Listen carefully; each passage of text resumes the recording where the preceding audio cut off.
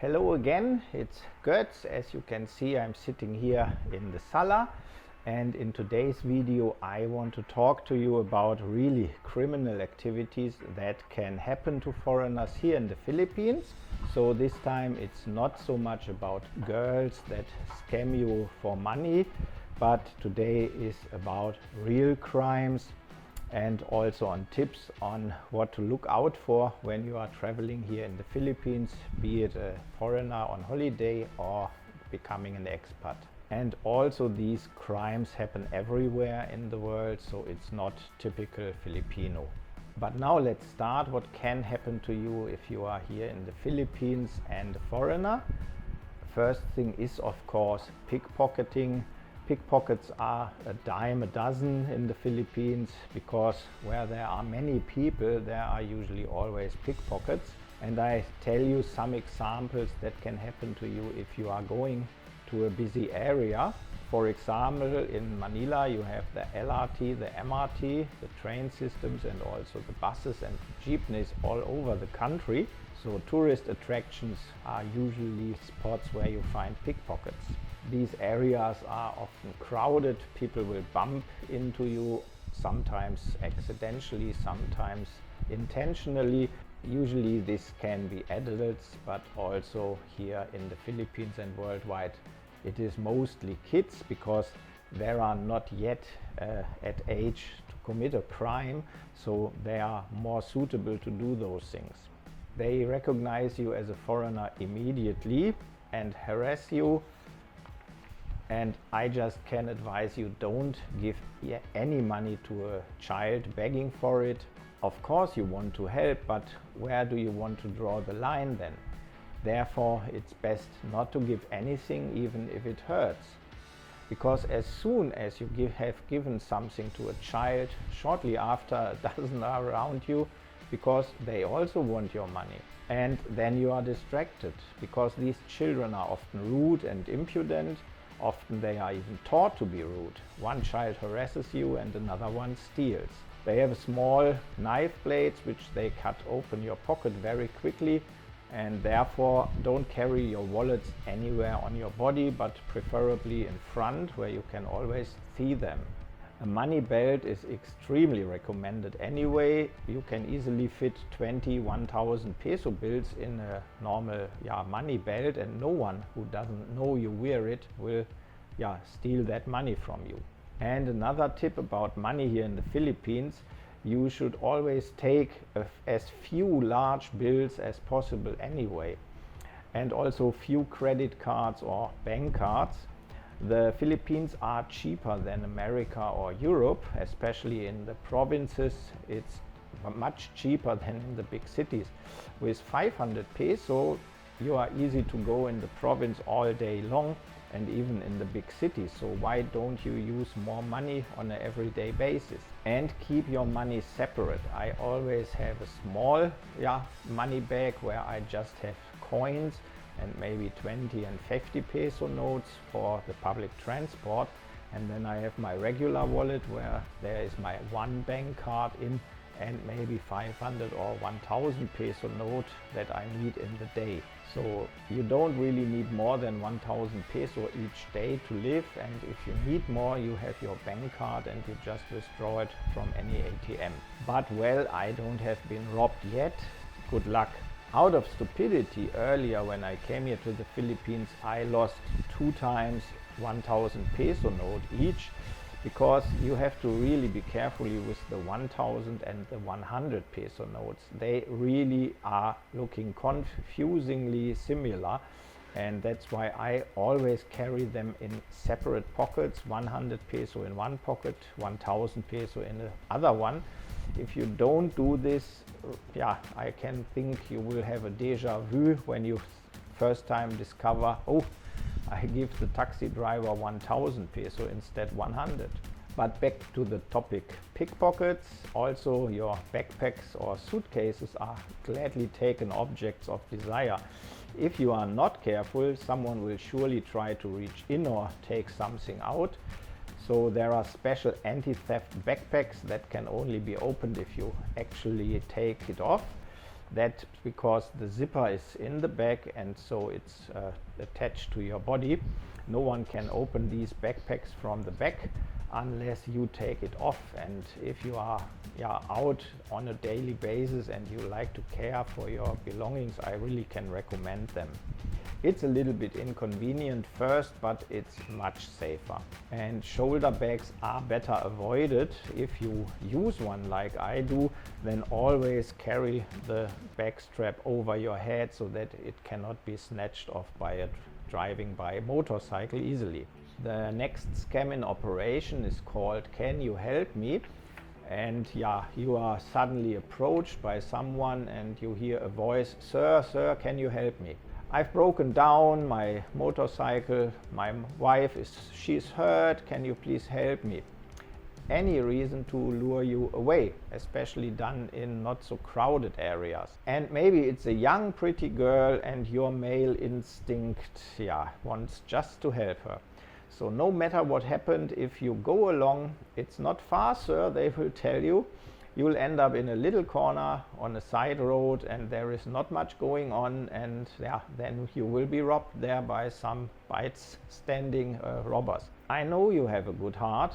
Just when someone asks you for help, stay there, right where you are now, and call for help.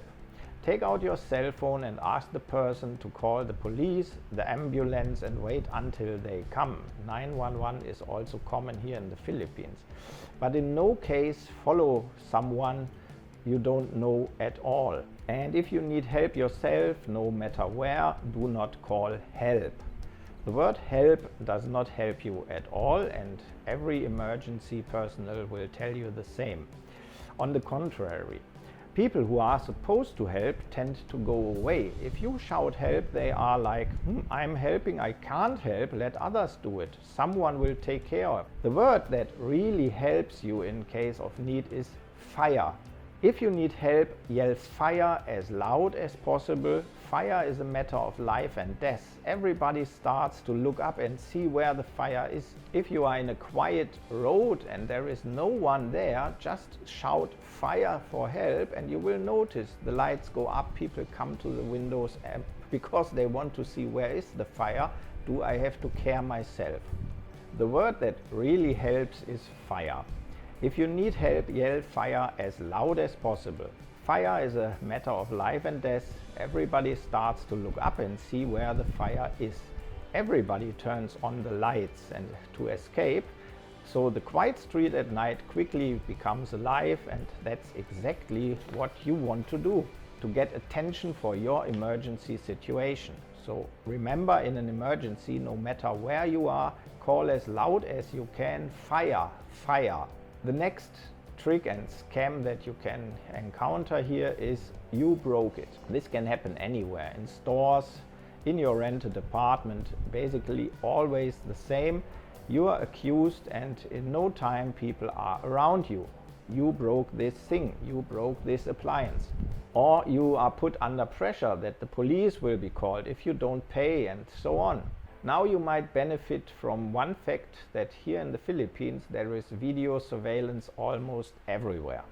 In stores it is obligatory anyway, and where there are many people, mostly too. Therefore, you always ask if you can see the video, because that already shows that you are not so easy to cheat. And if the store owner says there is no video because it's broken or something, then you calmly agree to that the police is being called. But with the indication that you will file a complaint against him because he accuses you wrongly. And if it was in public, say that you would like to wait for the police because they can evaluate the surveillance cameras that are nearby. So do those things, especially when it comes to larger sums of money. You will see this helps very well, that they will chase you away with many words, but the main thing is that you are out of the dicey situation. Next scam is nearly the same. You broke it, you rented a motorcycle or maybe a car. It happened when you return it that you broke something. Or jet ski on the beach. There is countless possibilities. The easiest way to protect yourself from this is to just take photos when you get the motorcycle, the jet ski, the car Yeah, so you just take photos or even video how it looked like. And please don't say you don't have a cell phone for that. The landlord, yeah, may look at you very surely, but what will he do? Yeah, you have proof. Also in your apartment, you just take photos when you move in. Next scam is horse and carriage scam. It's not really only horses and carriages, but it's often done there. It happens mainly in the tourist places where there are still horse-drawn carriages. They still drive around in Cebu and also in Manila and in tourist spots. And when you get in, you exactly know that these attractions have fixed prices. But suddenly they try to charge you more. This happens again and again, and it's just annoying. It is different, however, if the coachman then drives you into another street. You as a tourist do not know the route, you enjoy the view and the fun, and then these children come and grab your bag and run away. Because you don't have your bag around your neck for comfort. Your backpack is not on your back when you sit in a carriage. What to do? Just jump out of the carriage. By the time you realize it and you are ready, they have long since disappeared into the side alley and are far, far away. That they are collaborating with the coachman, prove it. So of course, as tourists, you should feel free to use these carriages and have fun, but watch out for your valuables. And the next scam is the bar girl scam. Yeah, many of you come here to have fun. As a bachelor, there is nothing to it. But as already said in the previous videos, watch out for the girls. Not all of them are criminals, but the milieu itself is tempting. Yeah, you need to agree to this. Normally in bars, the drinks are always paid directly or in the restaurant at the end when you leave. But there are so many bars where you order a drink and the receipt is put in a cup or in a glass, and at the end you pay what is in the cup. So, and if you don't pay attention because you're looking at the girls, then a few more receipts end up in your cup, which you didn't even order. And you should always look at the receipt that is given to you. Trust is good, just better not in such bars. A lot of people say that's cheating, but that happens a lot in these girly bars where a lot of girls are and making money of what they call these lady drinks. And then you have a girl and she always asks you, buy my friend a drink, buy my friend another drink, and so on and so on. You don't want to be the cheapskate or look bad, but once you start buying, when are you going to stop? Even in girly bars you have to say no. And believe me, when you order the drinks, a drink in these bars, please don't think that it's really alcohol. None of the girls would survive so much alcohol per night. In reality, the cocktails is usually without alcohol or very diluted, or it's even pure water. If you drink vodka, you cannot really distinguish it from water. The club owner that way saves a lot of money, and the girls don't say that. On the contrary, they are happy not to get drunk. That's why it's better not to give the girls expensive drinks. A Coke is enough.